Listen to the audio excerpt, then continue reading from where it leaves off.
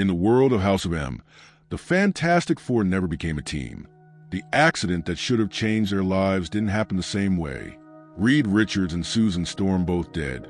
Johnny Storm was never aboard the ship. Only Ben was the one to survive. Only to be discovered by Victor Von Doom. Using magic and science, Victor creates his own twisted version of the Fantastic Four. In House of M, Fantastic Four tie-in issue. Doom leads his own creation of the Fantastic Four to one day fight against Magneto and the rest of the House of M.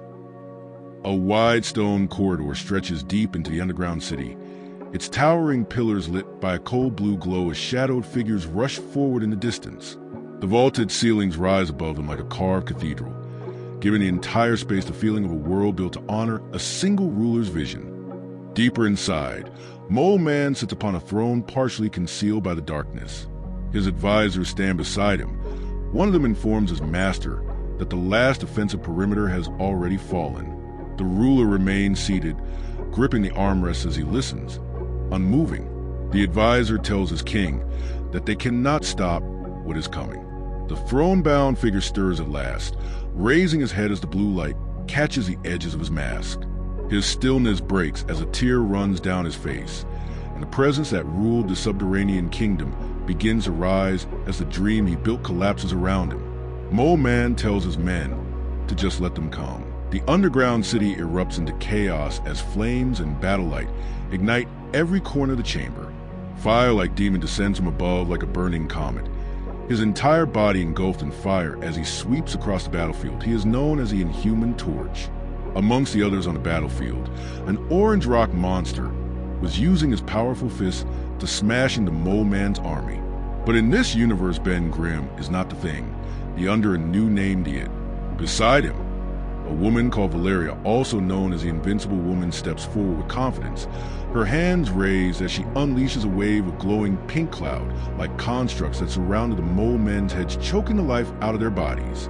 Dark creatures and armored troops push forward, their weapons raised, only to be held back by the combined force of the trio.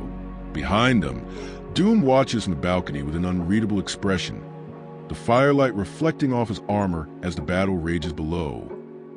A squad of armored soldiers braces themselves inside the crumbling chamber, their leader stepping forward with his weapon raised as he vows to defend his master. Before he can take another step, a towering figure emerges in the shadows, the glow of red eyes cutting through the darkness. Long metallic blades like claws flare outward from his hand, reflecting the dim light as he advances without hesitation. In a single sweeping motion, he slashes through the lead soldier, sending the man's body twisting backward as the rest recoil in shock. The attacker continues forward, calm and unhurried, the metallic sheen of his skin and the heat rising from it giving him an almost molten appearance. He lifts his head, letting the red glow in his eyes intensify, and declares the reputation of the group he belongs to as he steps fully into view, presenting himself as part of the Fearsome Four. The Invincible Woman attacks with calm precision, lifting her hands as she uses telekinetic force to suspend several attackers in the air, keeping them at a distance as she studies them with clear disdain. Nearby, the Inhuman Torch blazes through the battlefield in a skeletal, fiery form, weaving between enemies with manic energy as flames coil around his body like a living creature, enjoying the screams from his victims. It charges in next, lowering his massive stone body as he prepares to strike, encouraged by Kristoff's fiery cheer from above. With the ground shaking beneath his steps, he slams his enormous fist forward, sending a shockwave through the cavern and scattering debris in every direction. Ben uses great strength to punch out a giant rock creature, knocking it to the ground. The impact echoes through the chamber as dust and rock explode outward, clearing a path to the enemy ranks while the trio continues their coordinated assault. Inside the next chamber lined with carved stone faces, the floor trembles as debris rains down from above. A thunderous impact tears through the upper levels, and Ben smashes through the collapsing wall, sending fragments of stone and metal scattering across the room. His fiery silhouette drops from behind him, lighting the dust-filled air as the invading team steps into the throne hall. Across the chamber, the Mole King kneels before his towering doors, gripping his staff as Doom approaches. Doom stands over him, cold and unwavering, informing him his time has come and identify him as the unstable ruler of a rogue underground nation who ignored the warnings of the world above. The Mole King rises slowly, narrowing his eyes beneath his visor as he mutters Doom's name. He expected an audience with Magneto himself, but instead finds only Doom's enforcer delivering the judgment of the House of M. Doom stands beside the towering doors, his posture rigid and composed as he reminds the Mole King that he serves with Magneto, not under him. Across the room, the Mole King jabs a finger toward him, laughing as he mocks the idea.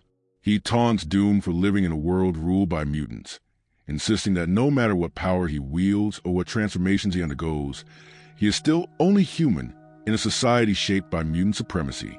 Doom lifts his head, the red glow of his eyes sharpening as he addresses the Mole King directly. He tells him that he is not even human, comparing him to the creatures his subterranean throne room is filled with and promising that he will be exterminated accordingly. The Mole King recoils at the insult, and Valeria steps forward with the others behind her, furious at his words and ready to strike, only for Doom to stop her, telling her to hold her attack. The Mole King steadies himself and declares that he is the true royalty of this underground realm, insisting that he rules a sovereign nation. Doom calmly counters, stating that the international community recognizes no such nation, and by his own admission, the Mole King's rhetoric marks him as a likely traitor aligned with the resistance. The Mole King's anger spikes, shouting at Doom that there is no international community and no resistance, only enemies who refuse to fall in line with the House of M. He spits his final accusation, calling Doom nothing more than a puppet and a fool.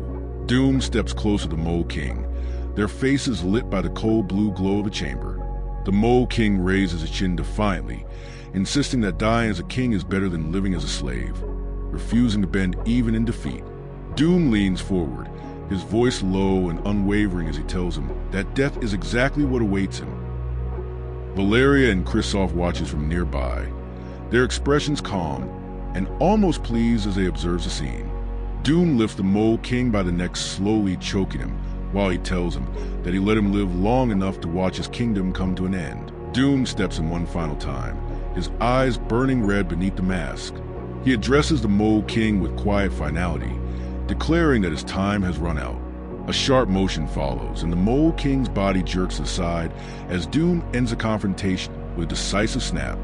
A transport craft streaks across the sky above Latveria's pristine skyline, its engines glowing as it descends toward the capital. Sunlight reflects off the polished towers and bridges of the city as the team returns home from their mission. The streets below erupt into cheers, crowds gathering to welcome Doom's forces back in triumph. Kristoff's at the top on the arriving armored vehicles, waving proudly to the civilians as they chant for their ruler. Beside him, his mother Valeria rides in a more composed manner, though she forces a polite smile as she instructs Kristoff to present himself properly to the people who idolize their family. Behind them, Ben sits in a custom-designed cage, towering over the soldiers and equipment being escorted back into the castle grounds. Once inside the secure inner courtyard, Kristoff asks his father if their official duties are finished for the day. Doom turns to him with a rare note of approval, telling him that he performed well and granting him permission to go enjoy himself. Kristoff grins, already looking forward to whatever entertainment awaits him within the palace. Kristoff wastes no time indulging in the attention waiting for him inside the palace resort. He strides into the pool lounge, immediately selecting 2 women from the gathering and inviting them to join him. The room reacts with a mix of surprise and eagerness as he leads the pair toward the elevators, bragging about a private victory celebration he intends to host in his suite. The 2 women follow him closely, both intrigued and slightly intimidated by the impulsive prince. From a distance, Victor watches the scene unfold with a look that blends amusement and concern. He turns to Valeria, remarking that the boy's reckless behavior might deserve a conversation about control, noting how often his fiery powers end his parties with guests recovering in the burn ward. Valeria eventually speaks, resting her head against Doom's chest as she urges him to let Kristoff be young while he still can, reminding him that responsibility will find the boy soon enough. Doom wraps his arm around his wife, guiding her to the balcony overlooking Latveria. From there, the 2 stand together in the warm evening light as she gestures toward the horizon. She calls his attention to the view, praising the beauty of their world. And Doom gazes out beside her, knowing that everything they see belongs entirely to them. In one of the many corridors of Doom's castle, using a leash on it, Victor walks calmly through the grand halls. While he makes his way past towering portraits of Doom's lineage, stern faces watching from the walls like silent judges. Servants pause as he and Doom pass by, bowing their heads and offering formal greetings before returning to lavish spread of food being prepared for the evening. Outside, the two step into the palace grounds, sunlight filtering through trees as they walk past a fountain crowned with a proud statue of Doom. Ben lingers there for a moment, the stone features of the monument reflected in the shimmering water at his feet. As the light catches his own rugged face, he stands beside Doom with a mix of loyalty and quiet contemplation, the peaceful moment revealing the rare softness hidden beneath his hardened exterior. Doom guides Ben to his pen. He holds the door open for his rock-skinned teammate, but unlike Reed Richards in the main universe, Victor doesn't treat Ben as a friend but more as a pet. Victor pats Ben on the head, telling him that he performed well in the battle with the Mole King. But due to Ben's transformation into the It, his IQ was lowered drastically. He even has problems with basic words. Feeling proud of himself, Victor orders one of his servants to clean the It's pen and give him extra meat and rations. But then as Victor was saying nothing too good, he pauses. Victor starts to remember something that Mole King had said, that under the rule of Magneto, Doom lives in a cage, but the only difference is that Victor's cage is more nicer. After that thought, Victor walks away down a dark corridor, telling his servant to carry on with his duties. Inside one of Latveria's research chambers, Doom stands at the center of a circle of scientists and acolytes, the glow of arcane machinery reflecting off his armor as he listens to their reports. One acolyte explains their partial success in breaching dimensional gates, but admits their inability to create a weapon capable of countering the demon forces beyond those portals. Doom's expression tightens with disappointment as another member of the group reminds him they lack his command of sorcery. Turning to the scientific division, Doom demands further progress. A researcher steps forward, proudly describing the fusion of boron and radium atoms and the reversal of lepton polarity to create a new metallic element. Doom immediately dismisses the breakthrough, instructing them to abandon metals entirely and instead focus on liquids and gases. He directs them to consult his own specialized treatises on the behavior of gamma-bombarded neutrinos and freezing points of inert gases, emphasizing precision he expects. Another scientist cautiously presents findings related to potential alterations of a human genome. He reveals that his team discovered an intriguing online thesis discussing cosmic rays and their effects on DNA, proudly noting the author, a college classmate of Doom's. The moment the name is mentioned, Doom snaps to attention, enraged at the reference. The scientist identifies the author as Reed Richards, prompting Doom to lash out, branding Richard a fool whose misguided research led to catastrophic fate of his space team. He warns the scientist never to speak Richard's name again unless he wishes to share that same fate. The room falls silent as Doom turns away, his cloak trailing behind him. He orders the group to deliver more substantial results by the time he returns, leaving them trembling under the weight of his expectations as he exits the chamber. A warm fire crackles inside an ornate chamber, the light dancing across the walls and illuminating a towering portrait of Doom in regal uniform. He enters quietly, pausing for a moment in the glow of the hearth before approaching the elderly woman seated in a wheelchair near the flames. He knocks gently on the doorframe, greeting her with a softness he shows no one else. She looks up immediately, her face brightening as she calls his name. Doom steps closer, taking her hands and complimenting her appearance with genuine affection. He asks how she is feeling, but before she can finish her answer, he notices how close she has been placed to the fire. His tone shifts sharply as he questions the attendant's judgment, threatening harsh punishment for their negligence. His mother reaches up, touching his face calmly, reassuring him that she is fine and urging him not to concern himself with her discomfort. She asks him to sit, inviting him to tell her where he has been and what he has been doing. Doom's posture relaxes slightly as he takes a nearby seat, allowing a rare moment of tenderness to surface as the flames continue to flicker in front of them. Doom sits beside his mother, the fire roaring between them as she gently probes into his affairs. He dismisses her concerns at first, insisting that the matters he handled were simply issues of state. Addressing the actions of a rogue ruler who opposed Latveria's interests, she frowns, suspecting he has once again been acting on Magneto's behalf, and the mention of mutants immediately hardens Doom's expression. He corrects her sharply, making it clear that he runs no errands for anyone and serves no master but himself. He explains that everything he does is for the good of Latveria, his kingdom, and not for the whims of mutant rulers. As she watches him speak, Doom tries to reassure her that he lacks nothing. He lists the blessings in his life: a loyal wife, a gifted son, and leadership over one of the most powerful nations in the world. She quietly echoes his words, noting that Latveria is indeed one of those powerful nations, though her tone carries an unspoken worry. Softening again, she places her hand on her face and calls herself a foolish old woman who speaks too much. She insists that her only wish is for Doom to have the life he deserves, one free of subservience and betrayal. Her voice trembles with emotion as she tells him she wants the best for him. Always, a knock at the door interrupts them. A servant announces that Doom is needed in the conference chamber. He initially refuses, wanting to remain with his mother, but the servant hesitates before revealing that the request comes directly from the House of M.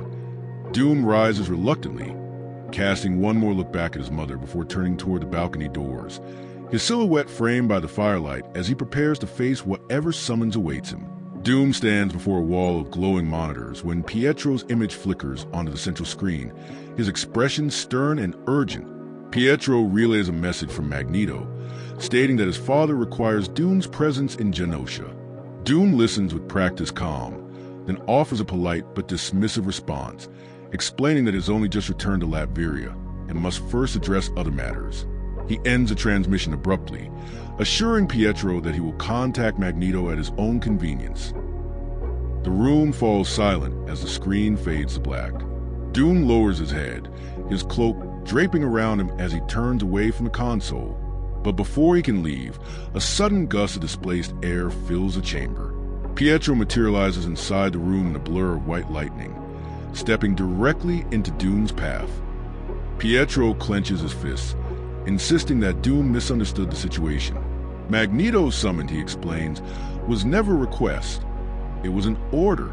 Doom straightens slowly, the dim blue glow catching the edges of his armor as he regards Pietro with a cold, controlled fury. One of his hands tightens, the gauntlet trembling with restrained power as the tension thickens between the two men. A transport craft streaks across the orange Genoshan sky, descending toward a colossal structure shaped like a towering humanoid sentinel. Magneto's fortress rising above the city like a monument to mutant dominion. Its metallic surface gleams under the evening light, surrounded by dense clusters of futuristic buildings that crowd its base. Doom arrives with his entourage, Ben lumbering behind him as they step off their transport onto the landing platform. The air is tense, the entire city humming with a quiet awareness of Magneto's authority. Guards flank the entrance, their weapons ready but held respectfully at their sides. Doom approaches the gateway with controlled confidence, announcing that he has come to see Magneto. Instantly, the guards lower their spears toward him, ordering him to halt until they notify their master. Doom stops, his expression hardening beneath the hood, eyes narrowing as the glow of Genosha's lights reflects across his mask. The small pause forces him to swallow his pride, for the moment, while the shadow of Magneto's rule looms over the corridor ahead. Doom and Ben enter Magneto's main hall, the vast chamber filled with towering displays, ornate columns, and the remnants of recent destruction. Victor had ordered Ben to take out the guards, causing minor damage in the main hall. The guards who barred Doom earlier now lie unconscious nearby, forced aside with little effort as Doom and his stone-skinned enforcer stride deeper inside. Ahead, Magneto approaches with open arms, stepping forward confidently from the center of the room. Pietro stands off the side, watching tensely as the two rulers close the distance. Ben halts behind Doom, looming protectively as Magneto reaches out and clasps Doom by the shoulders. Magneto offers a warm, commanding smile, welcoming Doom as an old friend and expressing gratitude that he made the trip. Doom stands rigid in Magneto's grasp, giving no outward sign of returning the warmth. His eyes flick upward, assessing the man who summoned him, while Ben remains steady aside, prepared for whatever confrontation or alliance this meeting might demand. Magneto folds his hands behind his back, maintaining a regal calm as he addresses Doom about the earlier scuffle with his guards. He notes that their treatment was unnecessary, though his tone suggests annoyance rather than anger. Doom begins to respond, but Magneto quickly waves off any defense, indicating he already understands. With a subtle nod, Magneto orders Pietro to give them privacy. Pietro hesitates, unsure if he should leave, but Magneto's gaze hardens and he repeats the request. Reluctantly, Pietro turns away. Magneto then gestures toward Ben, referring to him with open disdain and instructing that the creature be taken elsewhere. Then Magneto tells Pietro to that thing away, referring to Ben Grimm. Doom quickly corrected him by telling him that he was called the It. Magneto steps closer to Doom as they walk, dismissing Ben's presence as irrelevant. He remarks that the brute lacks the intelligence to understand their conversation anyway, and wonders aloud why Doom continues to use such a repulsive enforcer instead of creating a more suitable one through sorcery. Doom's hood tilts slightly as he answers, explaining that Ben serves as a reminder of battles fought, enemies defeated, and victories solidified. Keeping him close, Doom adds, is something he finds personally amusing. As the two rulers move deeper into the fortress, Pietro returns momentarily to grab Ben's restraint, pulling the chain giant away, while Doom and Magneto continue their tense, private conversation. Magneto leads Doom to the high-tech command chamber, the walls alive with holographic maps and streams of data. He studies one display thoughtfully before asking Doom about the Mole King, noting the underground ruler's control over valuable uranium and vibranium deposits. Magneto's tone is diplomatic but edged with expectation. He wants to know whether Doom secured a profitable agreement. Doom, still hooded and unreadable, informs him that the Mole King proved uncooperative. The implication hangs in the air for only a moment before Doom adds that negotiations are now irrelevant. With the Mole King eliminated, the subterranean resources will be divided between their two empires. Magneto looked at Doom and offered him some advice as a colleague and as a friend. He steps closer and speaks with a quieter, more personal tone. He calls Doom the first among men, emphasizing among men, a reminder that Magneto sees himself as something more. Then he warns Doom that pride and fury make a volatile mix, especially in someone with power and influence. He advises Doom to remain mindful, couching the warning as friendly counsel, though the tension beneath it is unmistakable.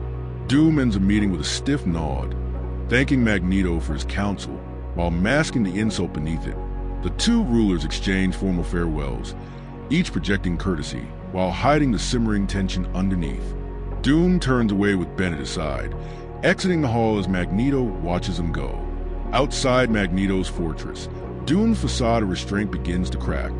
The massive structure looms behind him as he clenches his jaw, replaying Magneto's words in his mind. The phrase "first among men" strikes a raw nerve, a reminder the hierarchy Magneto believes separates mutants from the rest of humanity. The moment they reach a quiet section of the walkway, Doom's anger erupts. He lashes out violently, kicking at Ben's stone form with explosive force. The blow sends ripples through Ben's rocky exterior, but the creature absorbs it without resistance, accustomed to serving as Doom's outlet. Doom continues striking him, hammering his metal foot into Ben's body, shouting his frustration with every impact.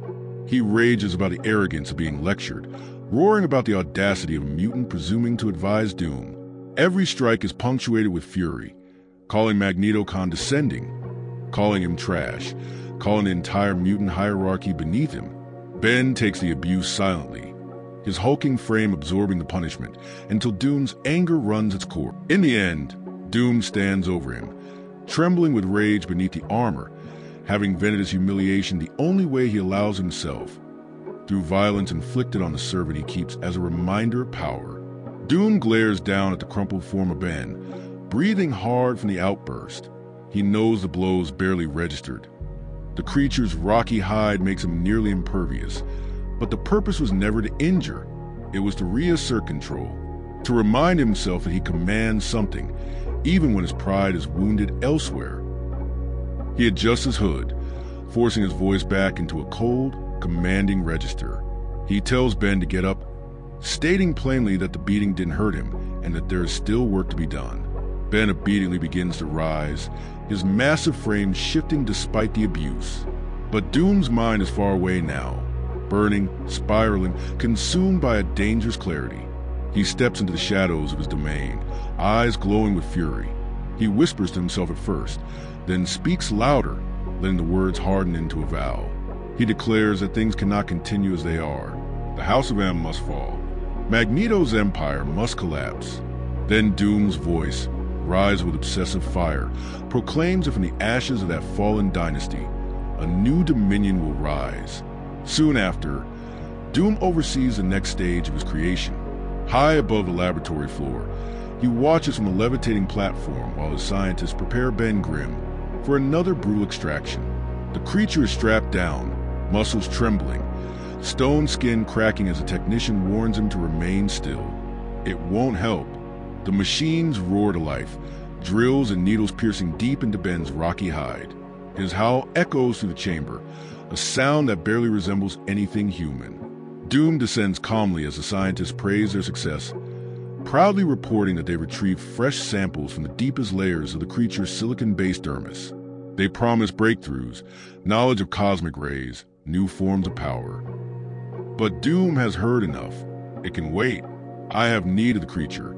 He interrupts, his voice final. Ben slumps forward, the agony still fresh, barely able to breathe. Doom orders him to rise, ignoring a scientist's caution that the creature shouldn't be walking yet, not after what they just put him through. The procedure, the man insists, was quite painful. Doom does not slow, does not look back. Doom said nonsense. It serves his will. He feels fine, as if willing that truth into existence. Ben staggers after him, broken, suffering, and utterly powerless, a weapon shaped by Doom's hands. Whether he survives the shaping or not, Doom leads a lumbering creature through the dim stone corridors of his fortress, the heat of open flame reflecting off Ben Grimm's cracked, tortured hide. Each step is heavy, each movement a reminder of what he has become. The creature forces out a question, struggling to form the words, asking if the test will help him change, become something else, become something less monstrous. Doom doesn't even slow. That was a general idea. Yes, he replies with cold indifference. He dismisses his hope instantly, telling it that such questions are beneath both of them, that any explanation would soar far beyond his grasp. To Doom, Ben is nothing more than a tool, a useful mass of strength waiting to be shaped further. They arrive at a vast chamber lit by fire and machinery, a cathedral built for science and sorcery alike. Cloaked attendants prepare a towering ring of metal and power, runes glowing, mechanisms humming. At the center stands Doom's next step in his plan. He gestures toward it, his voice carrying through the chamber. The extra-dimensional transporter awaits. The chamber stirs as Doom's wife and son arrive, Valeria stepping forward with regal confidence, Kristoff saluting sharply at her side. They greet him with devotion, addressing him as father, reporting for duty. Valeria looks to Victor with concern, asking why he has summoned them so suddenly, if something has gone wrong. Doom answers her softly, stepping close, assuring her that the opposite is true, and that soon everything will be made right. Technicians finalize their work around the towering extra-dimensional transporter, announcing that the coordinates are calibrated precisely to Doom's requirements, down to the smallest imaginable measurement. Doom's voice cuts coldly through the hum of machines as he warns them that for their sake, those calculations had better be perfect. He leads his fearsome quartet toward the portal, the monstrous Ben Grimm lumbering behind them as the energy builds. Light floods the chamber, the transporter roaring to life as Doom gives command. Proceed. The team stand together as the portal engulfs them, their forms stretching and dissolving into blinding currents of dimensional energy.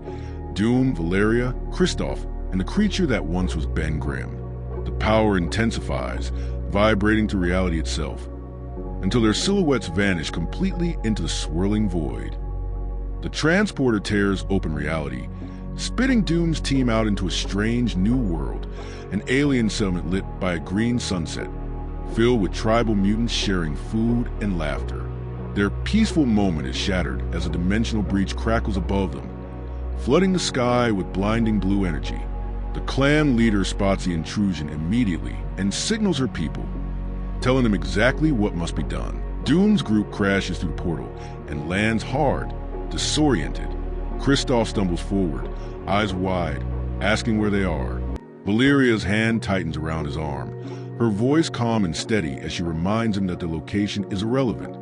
Behind them, Doom rises with grim purpose, the monstrous form of Ben Grimm looming protectively at his side.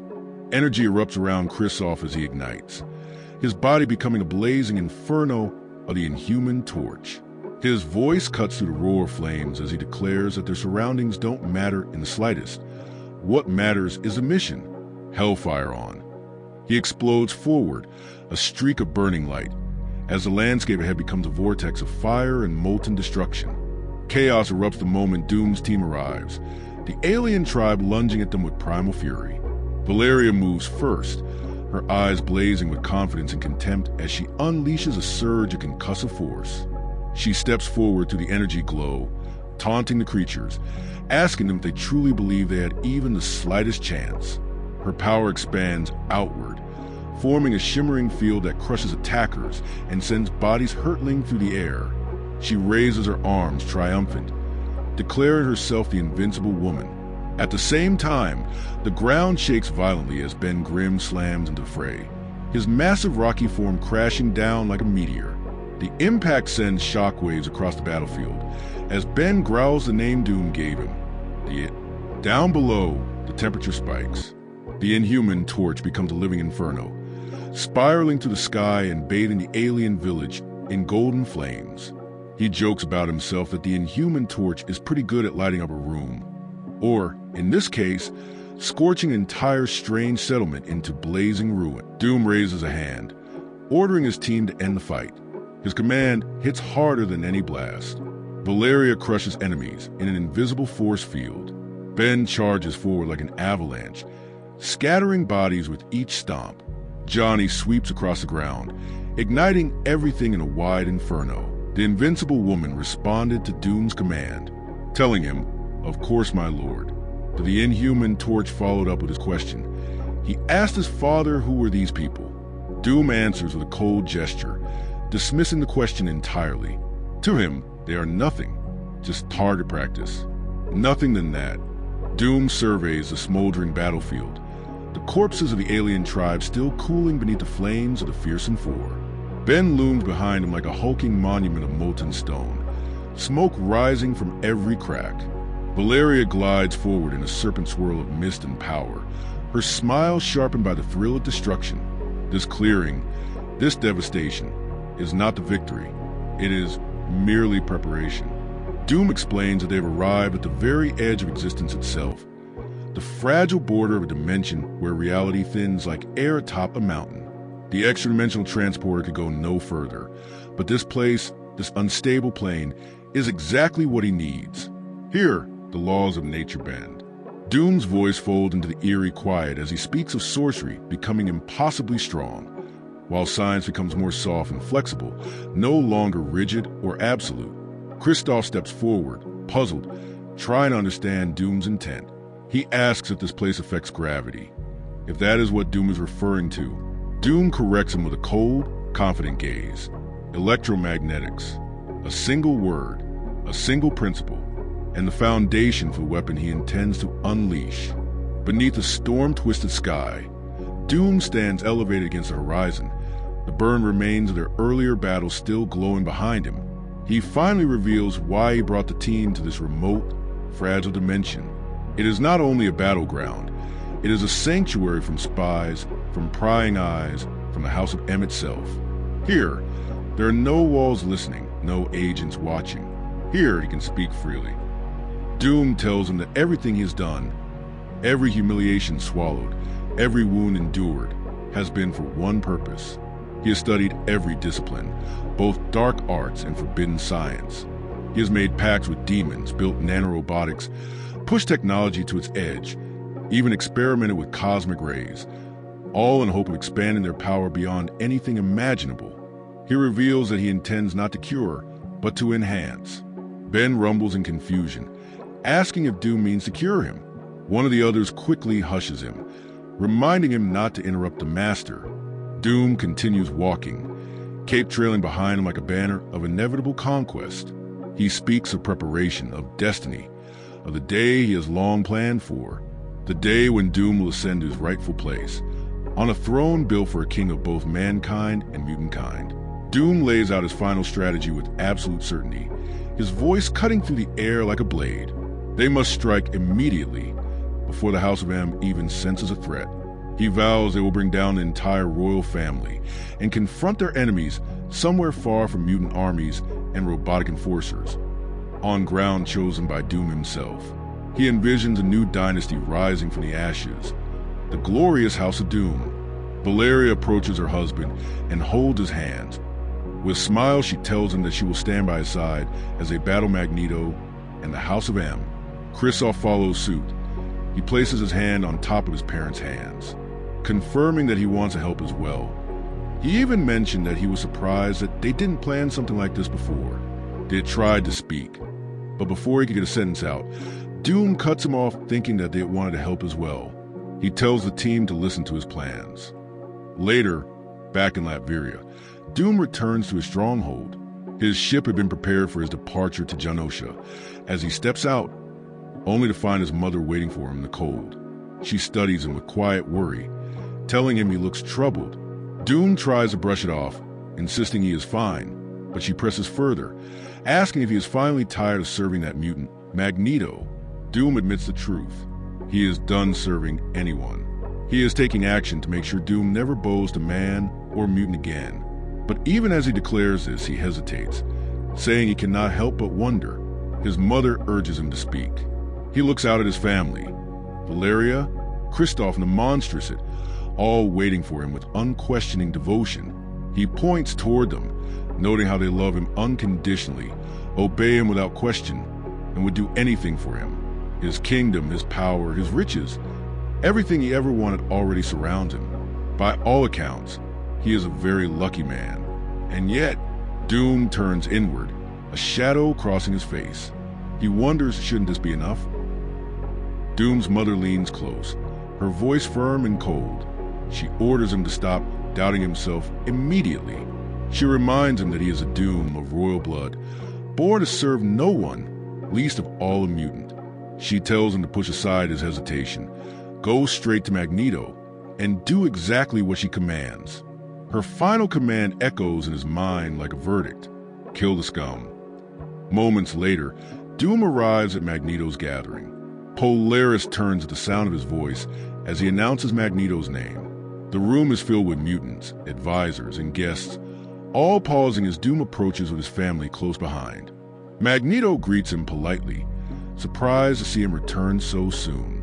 He assumes Doom has come for another diplomatic matter, but Doom steps forward, lowering his hood slightly, and replies with a calm edge. The royal gathering moves with polished elegance as Doom's family steps further into Magneto's court. Valeria is immediately greeted with admiration. Magneto himself lifts her hand with a courtly nod, complimenting her appearance. She responds with a graceful dip of the head. Around them, the nobles acknowledge Christoph and Quicksilver with quiet deference. Nearby, Lorna leans close to Pietro, lowering her voice. She admits she has no patience with these people, and that the hulking creature looming behind her unsettles her deeply. Doom's creation stands silently, watching, its presence heavy and unnatural. Then Lorna excuses herself from the main hall. She smiles as she walks away, leaving it, standing alone watching her leave. Magneto then turns toward Doom. He asks if the extra-dimensional research is complete, whether Doom has already secured a suitable plane for imprisoning enemies of the state. Doom lowers his head just enough for his eyes to meet Magnus. His voice carries pride and venom in equal measure. He tells Magneto that of course he has succeeded. He is Doom after all. Magneto listens carefully as Doom assures him that the dimension he located is ideal. Doom describes it as remote, finite, and inhabitable only in the harshest sense, a place no one could survive comfortably, sealed tight against intrusion from inside or out. Magnus studies him, intrigued, wanting confirmation. Doom's answer is confident and cold. Kristoff stands nearby, adding with a sly grin that the place is certainly uninhabited now. Magneto expresses interest in seeing this strange plane for himself. Doom reassures him that preparations are already underway. His subordinates are constructing a prototype transporter as they speak, and he reminds Magnus that it will be operational quickly, provided everyone involved values their own safety. Quicksilver places his hand on his father's shoulder, expressing the need to talk to him privately. As Quicksilver speaks in his father's ear, watching him from a distance were Valeria and Kristoff. Kristoff believed that Quicksilver suspects something's wrong. Valeria quickly snaps at her son, telling him to be quiet. Pietro steps close to his father, his voice low with suspicion. He urges caution, warning that Doom cannot be trusted and that this entire plan might be a trap. Magnus acknowledges a possibility with calm indifference, but he dismisses the threat.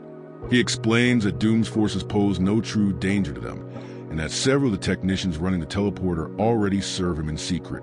Magnus reminds his son of a simple fact. No ordinary human, not even Doom, can stand against the world's greatest master of magnetism. Doom emerges from the shadows, confident and composed, inviting Magnus forward. Magnus accepts with anticipation, assuring the others that he is ready. Valeria and Kristoff fall in line beside him, echoing their loyalty. The chamber hums as the teleporter activates, the air crackling with shimmering blue energy as operators announce that the device is fully online. With everything in place, Doom holds out his arm, offering Magneto to go before him. The battle erupts the instant they arrive. The rocky terrain shakes beneath Magneto as he slams into him from behind, lifting him off the ground with brute force. The sky above is a sickly green, the air vibrating with raw power. The Inhuman torch streaks across the mountainside like a missile of pure fire, carving molten trails into the stone as he launches another scorching attack. Every movement is a blur of orange heat and spiraling flames. Below, the air turns icy, as the Invincible Woman rides a surge of cold mist, twisting through the chaos with practiced precision, while Reed Richards stretches upward, intercepting Magneto's fall with coils of elastic force. Doom stands apart from the carnage, untouched, cloak billowing as if stirred by the storm he anticipated. His voice cuts through the battlefield, calm and razor-sharp. Doom orders Magneto to surrender. However, Magneto shouted that this was madness and suicidal. Magneto threatens to turn Doom inside out without batting an eyelash. But Doom, feeling overconfident, agreed with him. But he knows that Magneto couldn't use his powers on this planet. Quicksilver shouts in anger. Even he can sense that something was wrong with the planet's atmosphere, since that the Invincible Woman was able to use her powers to keep up with him. Doom remains calm, hands weaving through swirls of emerald sorcery as the environment bends to his command. He explains that this dimension changes everything, that Magneto's mastery over metal means nothing here, that the rules of reality itself warp in his favor. In this place, science is fragile, and the dark arts reign with absolute power.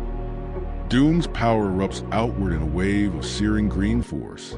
The explosion hits Magneto like a tidal blast, the energy slamming him into ground as he cries out. The blast recoils and hits Ben, causing him to feel a great amount of pain, while Magneto was being slowly crushed under its massive grip. Struggling but unable to break free, he warns Victor that he will regret this. Doom doesn't even turn fully toward him. He dismisses the threat with calm arrogance. He orders the creature to beat their enemies into unconsciousness so they can leave. It doesn't hesitate. A colossal punch slams Magneto and Quicksilver into the rocky ground, sending dust and stone exploding outward. Another blow sends debris flying as Kristoff watches in alarm, barely able to process the brutality. Kristoff asks if Doom intends to kill them. Doom answers without emotion. Death, he explains, is too easy, too quick. He wants them alive long enough to understand the price of defying Doom. The next scene shows he had kneeled next to the battered bodies of Magneto and Quicksilver. A voice is heard telling it to come along. Doom gathers his family, Valeria, Kristoff, and the Monstrous, and turns toward the glowing dimensional portal. Its light swallows their silhouettes as they step forward together. Doom and his Twisted Fantastic Four step out of the blazing portal in triumph, their silhouettes melting into the cold blue light. of the teleport chamber. Valeria clings to his arm, radiant with pride, leaning close to whisper her devotion. Kristoff beams beside them, energized by the victory, thrilled by the chaos they left behind. Behind them, the monstrous it lumbers forward, glowing cracks coursing through his rocky hide like veins of molten lava. Across the room, the terrified technicians freeze at the sight of Doom returning alone with his family. The operator closest to the console trembles, stammering as he tries to understand how Doom could be back so soon. He asks when Magneto and the prince are expected to return. Doom turns to him slowly, his cape dragging across the metal floor like a blade's shadow. His answer is simple, cold, final. Never. Then his arm turns into a metal blade, and he stabs the operator through his chest. Doom strides through the chamber with absolute authority, cape trailing behind him like a verdict already delivered. He announces that the world is about to enter a new age, one shaped by his will alone, and he reminds the gathered technicians that most of them have already pledged loyalty to him. But suspicion flickers across his masked face. He believes at least a few still hold allegiance to Magneto. He refuses to take chances. Doom's gauntlet flashes, and a brutal arc of energy tears across the room, slicing through the men before they can react. Bodies hit the ground as the air fills with a hiss of burning metal and flesh. Doom strides through the chamber with absolute authority, cape trailing behind him like a verdict already delivered. He announces that the world is about to enter a new age, one shaped by his will alone, and he reminds the gathered technicians that most of them have already pledged loyalty to him. But suspicion flickers across his masked face. He believes at least a few still hold allegiance to Magneto. He refuses to take chances. Doom's gauntlet flashes, and a brutal arc of energy tears across the room, slicing through the men before they can react. Bodies hit the ground as the air fills with a hiss of burning metal and flesh. Behind him, Valeria, Kristoff, and the monstrous Ben await orders. Doom commands Valeria to deal with Polaris. He tells Kristoff to incinerate the entire chamber. Then he instructs both of them to destroy the extra-dimensional transporter completely, every last chip and bolt, leaving no trace of what Doom has done. The thing rumbles uncertainly. Doom dismisses him with a final order: find a holding cell suitable for the prisoner they captured. Kristoff begins to obey, but Doom hears him murmur a single word. No. Then steps forward, shadows crawling over his rocky frame. For the first time, he pushes back against Doom's authority. His voice is rough, cracking under years of suppressed resentment. He shouts at Doom, "No more cells, no cages. I'm part of this team. I want respect." Doom's expression hardens instantly. He steps into creature space, eyes narrow with arrogance and disgust. He calls the monster a grotesque aberration, insisting that it already receives more respect than it deserves. He jabs a finger toward the creature's face and snarls that what he should do is beat him within an inch of his worthless life. It doesn't move, doesn't flinch, just stands there, trembling with a rage too old and too deep to suppress. Doom turns away at last, dismissive and irritated. "Fine, but for your sake, you'd better be housebroken." Kristoff approaches his mother eagerly, asking if he can help with Polaris. Valeria smiles at her son, affectionate and indulgent. Her tone changes instantly when she looks at the creature behind them. Her eyes narrow, her voice sharp and venomous. She commands him to leave the heavy lifting to the brute. That smashing equipment is all he's good for anyway. Then she orders him to clean up afterward, all of it, calling him a horrible, ungrateful, stupid creature. They disappear down the corridor, leaving Ned alone with his thoughts. He stares at the equipment they left behind, then at the console, watching, processing, something shifting behind his rocky face. We then see a haunting close-up of his eye, a spark of emotion, resentment, maybe even resolve, flickering beneath the stone. Later that evening, Doom sits in Magneto's chair writing a speech to give the world about the death of their leader Magneto. Soon Valeria and Kristoff enters the room. Doom asks them for their opinion on his speech, but Valeria revealed to him that they cannot find Polaris. He rises from his chair in shock. They explain to him that they have looked everywhere in the castle. A shadow moves in the doorway. The massive silhouette of it steps forward, and beside him stands Polaris, calm and unreadable. "She is with me," the creature rumbles. "I found her." Polaris offers a small, knowing smile, one that promises trouble. The throne room erupts into tension as Polaris steps fully into the light, no longer alone. Behind her stand the missing members of the House of M, battered, angry, and ready for retribution. It looms large beside them, his expression carved from equal parts sadness and defiance. He rumbles the truth for all to hear. And she brought back the others. Kristoff stares in disbelief, his voice cracking. Benji? Doom's eyes blaze red with fury, his entire body coiled like a serpent about to strike. Traitorous cur. Valeria's face twists with pure hatred, venom dripping from every word. You unspeakable obscenity. Before another breath can be drawn, the room detonates with blazing power.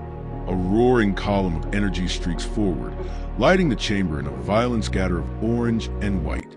War has arrived in Doom's palace. The blast was so strong, Ben was knocked out of the building. Flames dance behind Valeria as she steps through the wreckage, fury sharpening her voice. We should have put that thing down a long time ago.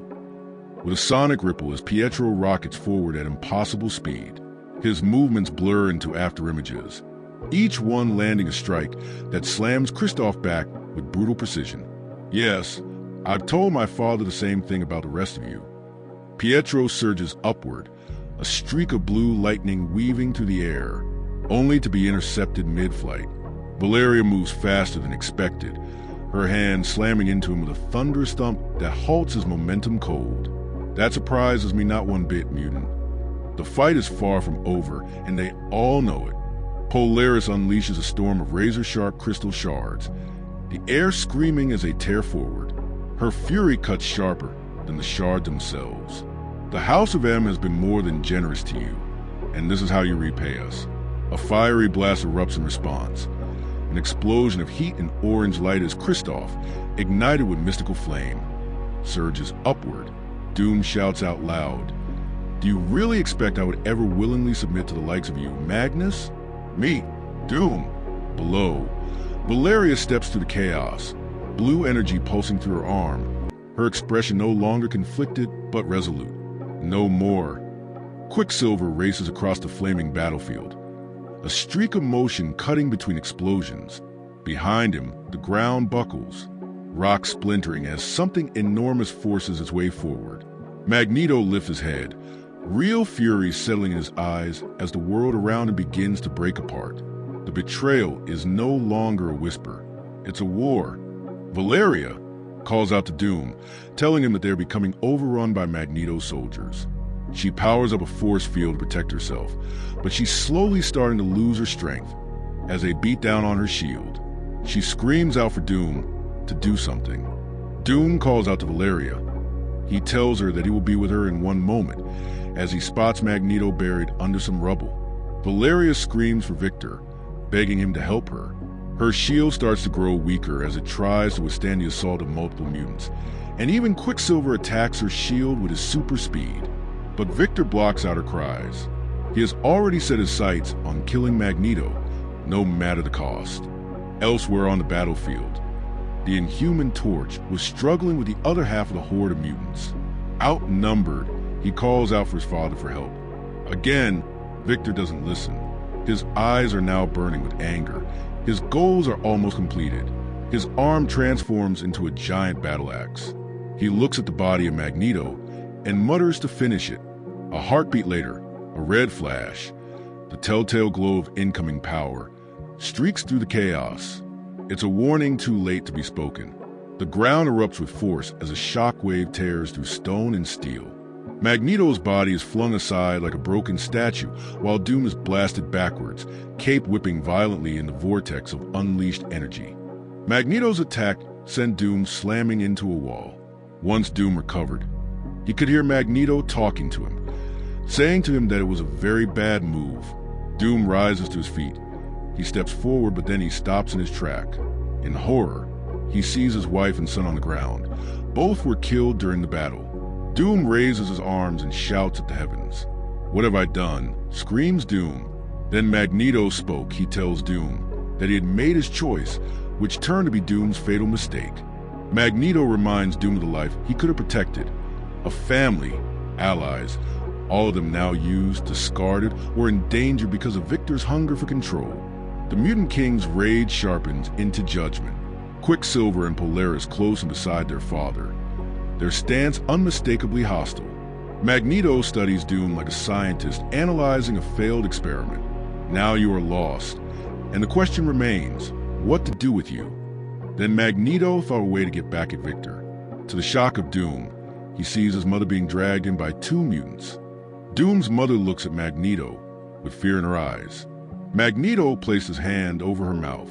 He speaks to Victor, knowing that his mother was very dear to him, and he thought that it might be a better idea to punish her instead of Doom. His voice grows darker, crueler. Fire up that dimensional transporter you stake so much on and cast her into some netherworldly dimension. Hand her over to some hungry demon who will feast on her soul for all eternity. The moment Magneto gives the order, the guards tighten their grip on the old woman. She cries out in terror, her voice trembling as she tries to shield Doom from the consequences of his own actions. She collapses at Magneto's feet, trembling, desperate, and Magneto watches her, not with cruelty, but with calculation, letting Doom see every second of her fear. No, my lord, please have mercy. I didn't know. I didn't know what he was planning. Please, my lord, mercy. She points toward her son with shaking hands, her voice turning desperate and shrill. The boy is a traitor, my lord. Vile, duplicitous. He is no son of mine. He's a monster. Magneto steps closer and speaks with cold finality. Well, then, if that is the case, I grant you your mercy, Lady Doom, and I will see you are taken far away from here and protected. I'll make sure you never have to see your traitorous spawn again. She sobs, thanking him again and again as she is escorted away. Doom screams after her, try to reach her, but the guards drag him down. Mother, Magneto looks down at him, the judgment already made. Be still, Doom. There is still the matter of your punishment. Magneto stands over Doom, his voice low and cold as he recounts the betrayal. He reminds him of everything he gave, everything he offered, and how Doom repaid it by trying to overthrow him, kill him, and destroy his family. Doom can barely lift his head as the accusation hangs heavy in the air. Magneto raises his hand, channeling raw power. A pillar of blinding light erupts around him as he unleashes his full strength. The energy wraps around Doom like molten metal, crushing, twisting, pulling him into a prison of liquid steel. Doom screams as the metal engulfs him, his body contorting under the overwhelming force. Magneto steps closer, unimpressed by the agony. Tell me, Victor, what should your fate be? What would you do? Doom thrashes helplessly inside the fluid metal shell, barely able to breathe. Magneto watches him struggle, raising his voice over the sounds of Doom's pain. What's that, Victor? I can't hear you. He nudges the twisted metal cocoon with his foot, letting Doom know exactly how powerless he's become. Doom's rage boils behind clenched teeth, but rage is all he has left, because every ounce of power has been stripped away. Doom lies broken on the floor, his metallic body trembling, his red eyes wide with desperation. He begs for death, whispering for an end to his suffering. But Magneto steps forward. His answer is calm, cruel, deliberate. He tells Doom that death will be a mercy, and mercy is something Victor no longer deserves. Magneto promises that he still has plans for him. Doom stares up at him, defeated and hollow. Magneto kneels, placing a hand on Doom's shoulder. The gesture looks gentle, but the meaning behind it is anything but. He tells Victor that he forgives him, not out of kindness, but out of dominance. A final reminder that Doom is beaten, powerless, and entirely beneath him. Magneto rises, turning away. His command is absolute. Remove him from my sight. Polaris steps forward without hesitation. Behind her, the battered royal guard drags collapsed Doom away. Pietro watches in silence, arms crossed, his expression a mix of anger and satisfaction. Magneto explains what now awaits him. Doom will return to Latveria, a nation made small in the shadow of a world ruled by mutants. He will cling to whatever scraps of authority he can, playing at being a monarch to people who no longer matter in the grand design. The mighty Doom, reduced to a footnote. But the true wound is deeper than humiliation.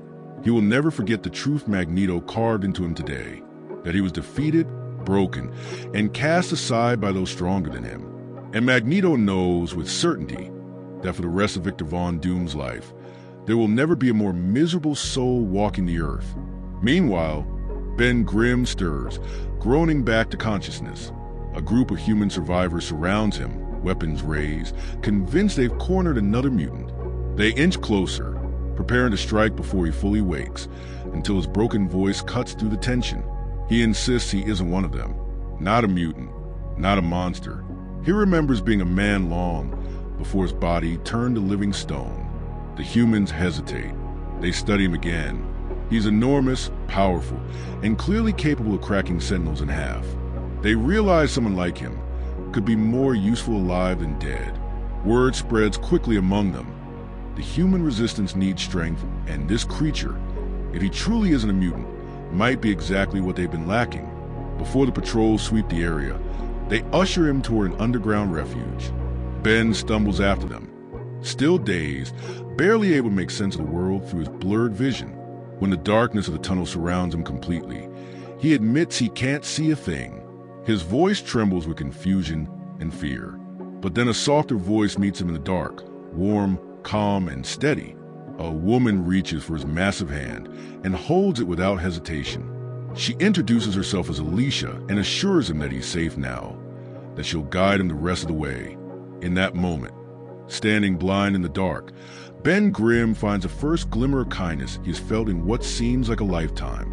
And as she leads him deeper into the shadows, something shifts in him, a spark of hope returning to a life that had nearly forgotten it. And that was the tragic story of the Fearsome Four from the House of M.